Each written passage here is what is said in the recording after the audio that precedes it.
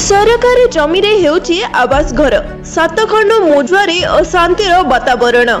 पाटना केन्दुझर जिला पाटना थाना अंतर्गत मुसाखोरी पंचायत मुसानाली ग्रामवासी माने सरपंच को उद्देश्य रे एक जबरदखल हटाइबा को दाबीपत्र देइथिबा जणा जायछि।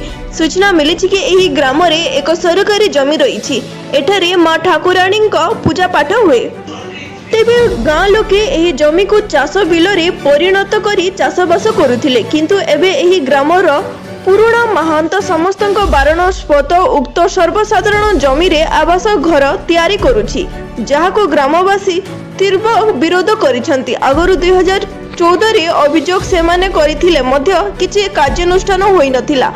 उक्त जमी को गाँर क्लब नाम रे दखल देखाइबा बदल रे चंचकता करी केवल जनक दखल देखाई दिया जाई थिबारु विवाद आरंभ होईछि। एबे मुख्यमंत्री सरकारी जमीरु जबरदखल हटाइबको आदेश दैछंती। तेणु पाटना तहसील पक्षरु एही आवास घर बंद करा जाई जबरदखल हटाइबाको साधारण रे दाबी होईछि। असाधु कर्मचारी सरकारी पोखरी हुडा बंद रास्ता उपरे आवास घर देउथिबा द्वंद्व कार्यानुष्ठान ग्रहण लगी ग्रामवासी दाबी करुछंती।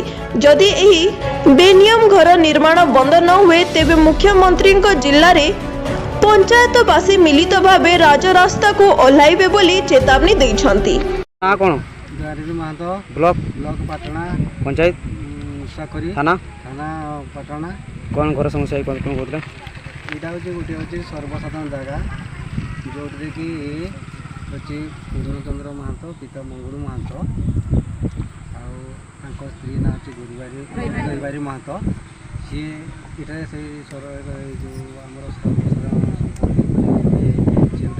प्रधानमंत्री आवास योजना घर मिलता ये सरकार जगह ये सरकार जगह एबे कोन चाहउछंती एबे आमे समस्त गाँवाला चाहूँ जे एटा संपूर्ण भाव उच्छेद हो।